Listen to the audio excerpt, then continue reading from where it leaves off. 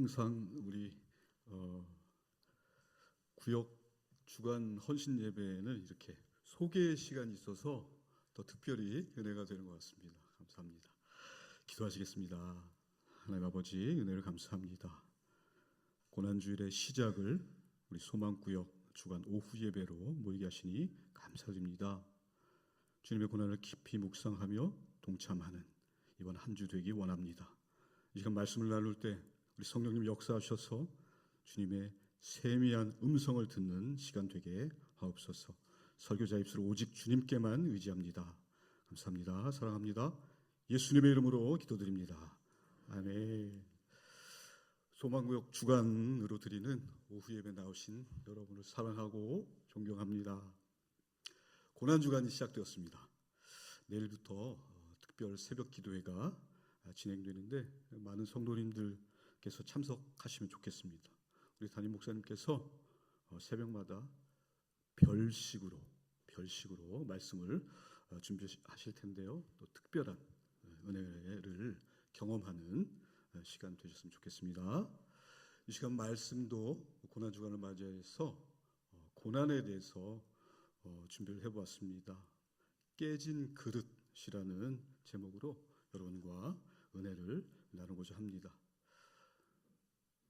성도 여러분, 우리가 살다 보면 정말 내 인생이 산산조각 난 것 같을 때가 있습니다. 마치 깨진 그릇처럼 느껴질 때가 있습니다. 건강을 잃었습니다. 또 경제적인 문제로 눈앞이 캄캄해집니다. 마음대로 될 줄 알았던 자녀들도 말을 안 듣습니다. 문제가 생깁니다. 정말 아무도 의견을 나눌 수 없고 정말 세상에 나 혼자만 남겨진 것 같습니다. 눈물이 앞을 가립니다. 지금 다윗이 딱 그런 심정이었습니다. 오늘 읽은 시편 31편은 다윗의 시편인데요. 이 31편의 배경을 가지고 두 가지 의견이 있습니다. 하나는 다윗이 사울에게 쫓겼을 때 그 위험천만한 순간에 한 고백이다. 또 다른 한쪽에서는 아들 압살롬의 반역으로 이제 사면 초가에 놓였을 때 하나님께 매달리던 장면이다라고 하는데, 어느 것이 되었던 다윗은 지금 생존을 위해서 처절하게 몸부림치는 장면입니다. 죽음 앞에서 자신의 신세를 한탄하면서 마지막으로 하나님께 매달리는 장면입니다. 다윗은 지금 사방이 원수들로 막혀 있습니다. 믿었던 사람들, 신복들도 모른 척 떠났습니다. 세상에 정말 혼자 남게 되었습니다. 구약 학자인 월터 브루그만은 이 시편 31편을 이렇게 말하고 있습니다. 시편 31편은 인간의 가장 어두운 밤이 하나님의 가장 밝은 신실하심과 만나는 장소이다. 인간의 가장 어두운 밤이 하나님의 가장 밝은 신실하심과 만나는 장소이다. 그리고 다윗이 지금 처한 위기를 예기치 못한 폭풍우라고 불렀습니다. 우리는 인생을 살면서 내 마음대로 잘하고 싶잖아요. 누구의 간섭도 안 받고 그것이 안정된 일상이라고 생각하는데, 그것이 무너지자 다윗이 지금 비명을 지르고 있는 것입니다. 여러분, 비명이라고 제가 표현을 했는데 잘 실감이 안 나시죠?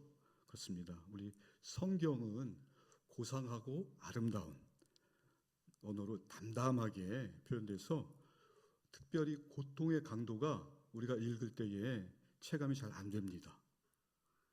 내가 지금 막 고난을 당하고 있는데 여호와여, 내가 고통 중에 있사오니 내게 은혜를 베푸소서. 내가 근심 때문에 눈과 영혼과 몸이 쇠하였나이다 라고 점잖게 기도할 수 있는 분이 몇 분이나 되겠습니까? 당장 지금 죽을 것 같은데 셰익스피어 비극 읽듯이 아주 품격 있는 언어로 기도할 수 있는 분이 몇 분이나 될까요? 많지 않겠죠? 우리가 성경 말씀을 읽을 때 말씀이 이렇게 잘 체감이 안 되는 경우에는 현대어로 우리가 쓰는 일상 용어로 재해석하시면 많이 도움이 됩니다.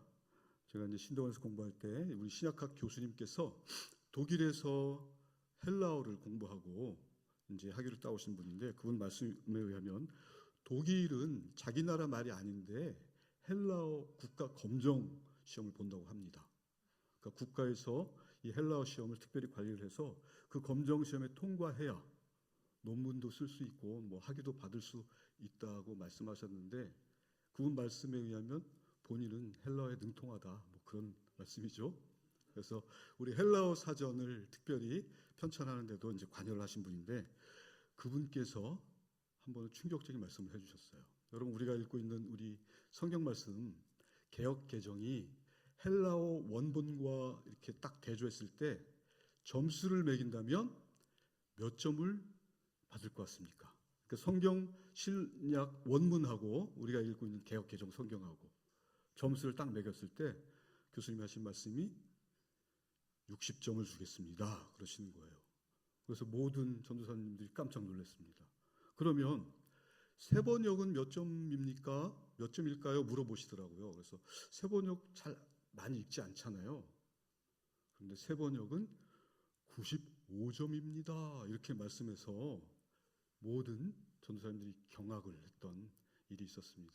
무슨 말씀을 드리는 거냐면 이 세번역 성경, 우리가 읽는 현대어로 번역된 성경이 원문과 매우 가깝다는 말씀을 드리고 있는 것입니다. 그렇기 때문에 먼저 세번역으로 전체 성경 내용을 한번 쫙 완전히 내용을 파악한 다음에 우리가 읽고 있는 개역 개정을 읽으면 훨씬 더 도움이 된다. 그런 말씀을 드리는 것입니다. 다시 말씀으로 돌아오면요. 자, 성도가 힘들 때는 기도밖에 없습니다. 고난이 딱 닥쳐서 이제 기도에 돌입합니다. 정말로 힘들었을 때 제가 기도했던 것을 생각해 보면 저는 기도하면서 막 소리를 질렀던 것 같아요.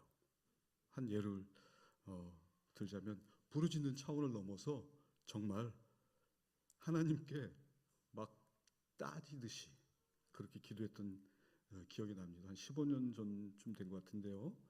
이제 제 유일한 기도의 도움이 되신 어머님하고 평일 낮이었는데 예배당에 이제 갔는데 사람이 아무도 없잖아요.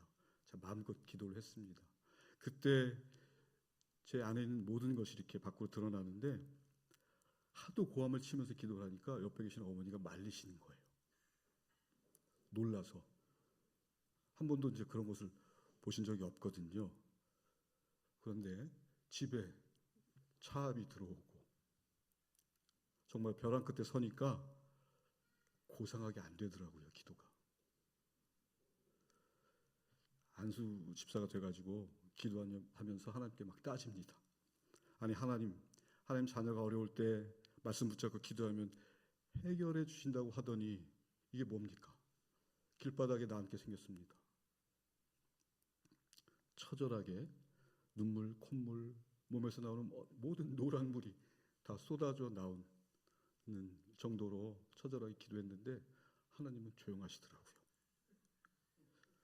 그 폭풍 같은 시간이 지나고 기도를 하니까 힘이 빠지잖아요. 몇 시간을 기도하니까 힘이 빠지고 나중에는 그냥 알겠습니다 하나님 하고 제가 항복을 하게 됐습니다. 근데 지나고 나니까 그 항복이 하나님께서 제게 주신 은혜였습니다. 그 이후로 전에는 보이지 않던 여호와 이레가 제 삶 구석구석에 숨어 있는 것들이 눈에 하나씩 들어오는 거예요. 여러분 지금 다윗은 한탄하고 있습니다. 그런데 이 원망, 이 다윗의 한탄이 다윗이 믿음이 없어서 그랬을까요? 그렇지 않습니다. 다윗의 이 원망 섞인 기도는 믿음이 없어서가 아닙니다. 오히려 살아계신 하나님을 진짜로 믿었기 때문입니다. 그것은 아주 용기 있는 믿음의 행동입니다. 오늘 시간 이 캄캄한 절망의 밤 속에서 다윗이 어떻게 다시 하나님을 붙잡고 은혜의 자리로 들어가는지 한번 말씀을 쫓아가면서 은혜를 나누겠습니다. 먼저 다윗의 기도를 한 구절씩 천천히 살펴보겠습니다. 9절부터 11절을 함께 읽으면 좋겠습니다. 여호와여, 내가 고통 중에 있사오니 내게 은혜를 베푸소서. 내가 근심 때문에 눈과 영혼과 몸이 쇠하였나이다. 내 일생을 슬픔으로 보내며 나의 연수를 탄식으로 보내며 내 기력이 나의 죄악 때문에 약하여지며 나의 뼈가 쇠하도소이다. 내가 모든 대적들 때문에 욕을 당하고 내 이웃에게서는 심히 당하니 내 친구가 놀라고 길에서 보는 자가 나를 피하였나이다. 아멘. 이 말씀은 지금 하나님, 저 진짜 너무 힘듭니다. 제발 저 좀 불쌍히 여겨주세요. 매일 속을 끓였더니 눈도 침침하고 마음은 찢어질 것 같고 몸은 완전히 망가져 버렸습니다. 사는 게 그저 슬픔뿐이고 하루하루 눈 뜰 때마다 한숨부터 나옵니다. 기운은 다 빠져나가고 뼛속까지 시려옵니다. 사람들은 저를 물어뜯고 욕합니다. 가까웠던 이웃들은 더 심하게 저를 헐뜯고 믿었던 친구들조차도 등을 돌리고 길에서 마주치는 사람들도 벌레 보듯 저를 피해 다닙니다. 하나님 살려주세요. 여러분, 다윗의 이 비명 소리가 느껴지십니까? 이렇게 비명을 지른 다윗이 이제 지쳤습니다. 그리고 고백합니다. 12절인데요. 함께 읽도록 하겠습니다. 내가 잊어버린 바 됨이 죽은 자를 마음에 두지 아니함 같고 깨진 그릇과 같으니이다. 다윗은 나는 깨진 그릇입니다 라고 완전히 하나님 앞에서 납작 엎드립니다. 여러분, 그릇이 깨지면 어떻게 됩니까? 그냥 버리죠. 고쳐 쓰지 않습니다. 쓰레기 더미에 던져버립니다. 다윗은 아무짝에도 쓸모없는 쓰레기 같은 인생이 되었다. 세상 사람들이 나를 버렸고 그리고 사람들에게 잊혀진 존재가 되었다라고 지금 울부짖고 있는 것입니다. 사람이 느끼는 가장 큰 고통이 무엇입니까? 잊혀지는 거잖아요. 어떤 사람에게서 내 존재가 잊혀지는 그런 게 정말 너무 어려운 공포 아니겠습니까? 다윗은 지금 자신이 철저히 잊혀진 존재가 됐다 하고 펑펑 울고 있는 것입니다. 그런데 이 다윗이 14절에서 놀라운 반전의 다윗으로 변화합니다. 14절인데요. 함께 읽겠습니다. 여호와여, 그러하여도 나는 주께 의지하고 말하기를 주는 내 하나님이시라 하였나이다. 아멘. 여러분, 여기서 여호와여 그러하여도 이 고백이 참 중요합니다. 그러하여도 상황이 변하지 않았습니다. 바뀐 게 없습니다. 내 인생은 그냥 쓰레기 상태로 남아 있습니다. 그 상태에서 내 시선을 다시 하나님께로 고정하고 있는 것입니다. 다윗이 그걸 결단하는 거예요. 상황은 변하지 않고 나의 어려움은 바뀌지 않았지만 그 상태에서 다시 나의 마음을 가다듬고 내 시선을 온전히 하나님께 집중하고 있는 것입니다. 세상은 나를 버렸지만 나는 다시 하나님께 돌아가서 하나님을 향하는 것입니다. 자, 이어서 15절에 그러한 다윗이 선포를 합니다. 15절입니다. 함께 읽겠습니다. 나의 앞날이 주의 손에 있사오니 내 원수들과 나를 핍박하는 자들의 손에서 나를 건져주소서. 아멘. 자, 이제 다윗에게 인생의 생사회복은 원수들에게 있지 않습니다. 정말 억울한 그 환경에 있지 않습니다. 오직 하나님 손에 있는 것입니다. 나는 깨진 그릇이기 때문에 내 힘으로 나를 세울 수 없습니다. 하지만 변함없으신 우리 하나님의 손이 나를 다시 빚어주실 것이다. 내 깨진 그 틈을 우리 하나님께서 메워주시고 싸매시고 이으시고 붙여주실 것이다. 다윗은 이것을 턱 믿고 자신을 하나님께 맡기는 것입니다. 성도 여러분, 이 다윗의 눈물 어린 기도를 하나님께서 왜 성경에 기록하셨을까요? 생각해 보면 지극히 개인적인 기도잖아요. 개인적인 간구잖아요. 그런데 이 성경은 어떤 책입니까? 하나님의 창조 세계를 하나님께서 회복하시겠다는 대우주적인 사건을 기록해 놓은 것이잖아요.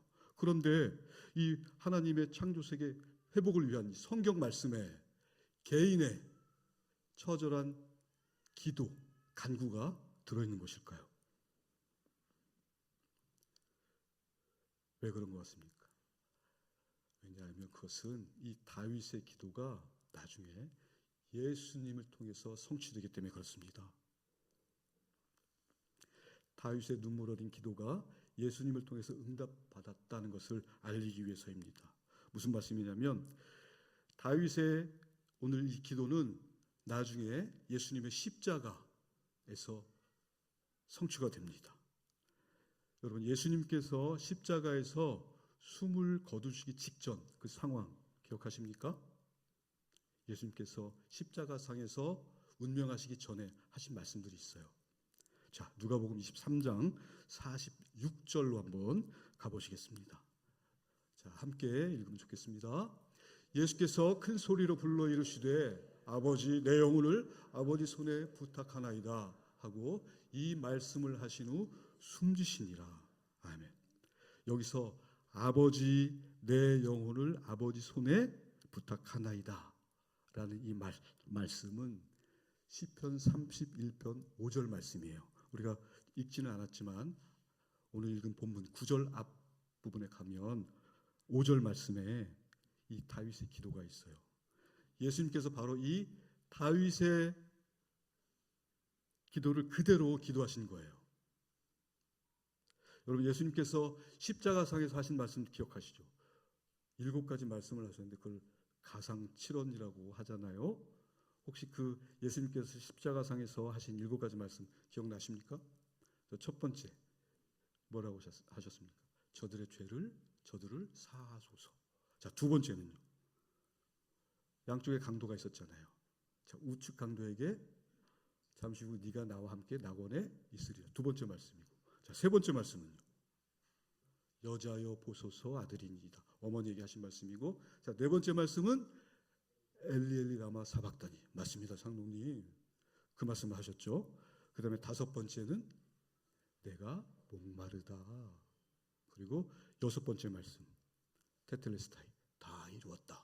그리고 마지막 7번째 말씀에 아버지, 내 영혼을 아버지 손에 부탁합니다. 그렇게 7가지 말씀을 하셨잖아요. 그 중에 네 번째 말씀하신 엘리 엘리 라마 사박다니, 나의 하나님 나의 하나님 어찌하여 나를 버리시나이까. 이 말씀이 바로 시편 22편 1절에 나와 있는 말씀입니다. 이 시편 22편도 다윗의 시입니다. 다윗의 기도입니다. 다윗의 그 모든 간구가 예수 그리스도를 통해서 성취되었다는 것을 말해주는 것이죠. 자, 제가 좋아하는 목사님 중에서 팀 켈러 목사님이 계시거든요. 얼마 전에 작고하셨는데 설교학에서 이제 그분 설교에 대해서 많이 배우고 많은 목사님들이 그분의 설교를 담고 싶어합니다. 근데 이제 그분이 하시는 것 중에 가장 큰 특징이 뭐냐면 우리 성경 66권 가운데서 어느 본문에서도 예수 그리스도를 나타내야 된다는 것입니다. 심지어 레위기에서도 예수님을 뽑아낼 수 있어야 된다라고 말씀하세요. 제가 왜 이 말씀을 드리냐면요. 이 구약의 다윗은 다윗의 한 어떤 위대한 왕 그렇지 않습니다. 그 성경이 말씀하는 건 뭐냐면 이 다윗은 우리 예수님을 예표하고 있다. 그것을 증거하기 위해서 이 다윗을 성경의 본문에 집어넣었다. 즉 모든 구약의 말씀은 예수님을 예표하는 것이고 그 예수님이 신약에 와서 성취되셨다. 그렇죠? 그러니까 오실 예수님은 구약에서, 그 다음에 오신 예수님은 신약을 통해서 이렇게 나타내는 것입니다. 우리 예수님이야말로 정말 온갖 조롱과 수치, 그 치욕을 다 감당하셨습니다. 제자들에게도 철저하게 버림받으셨잖아요. 십자가에서 물과 피를 다 쏟으시고 완전히 깨진 그릇이 되셨습니다. 세상은 예수님이 끝났다고 조롱했습니다. 그러나 예수님은 그 무력한 순간에 자신의 영혼과 모든 시간을 하나님 아버지께 온전히 오늘 다윗과 같이 맡기셨습니다. 바로 겟세마네 동산에서 한 기도 아닙니까? 그 결과가 무엇입니까? 완전히 깨진 우리 예수님을 하나님 아버지께서 다시 부활시키시고 온 세상 구주로 삼아 주신 것입니다. 우리 예수님이 저와 여러분처럼 스스로 깨진 그릇이 되셔서 우리에게 오셨다는 것입니다. 말씀을 정리하도록 하겠습니다. 세상은 그릇이 깨지면 쓰레기통에 버립니다. 내 인생도 깨진 그릇처럼 초라하게 느껴질 때가 있습니다. 시간이 지날수록 몸도 예전 같지 않고 또 내가 갈 수 있는 자리도 점점 줄어들고 사람들이 환영하지도 않고 세상에서 버려진 듯 초라한 나를 마주하곤 합니다. 그런데요, 여러분, 이런 깨진 그릇이 오히려 영광이 될 수 있습니다. 말씀을 준비하면서 킨츠기라는 일본의 깨진 도자기를 수리하는 방법이 있다고 합니다. 그래서 말씀을 준비하면서 저도 깜짝 놀랐는데 우리가 보통 도자기가 깨지면 버리지 않습니까? 그런데 그 킨츠기라는 기술은 뭐냐면 그 깨진 그릇을 그대로 남겨두고 오칠을 해서 붙인 다음에 그 사이에 금으로, 여러분들 좋아하시는 황금으로 때운답니다. 그러면 그 깨진 그릇 틈들이 금으로 번쩍번쩍하니까 새로운 예술품으로, 더군다나 딱 깨졌을 때 일률적으로 똑같이 깨지지 않잖아요. 100개면 100개, 1000개면 1000개 다 무늬가 다르거든요.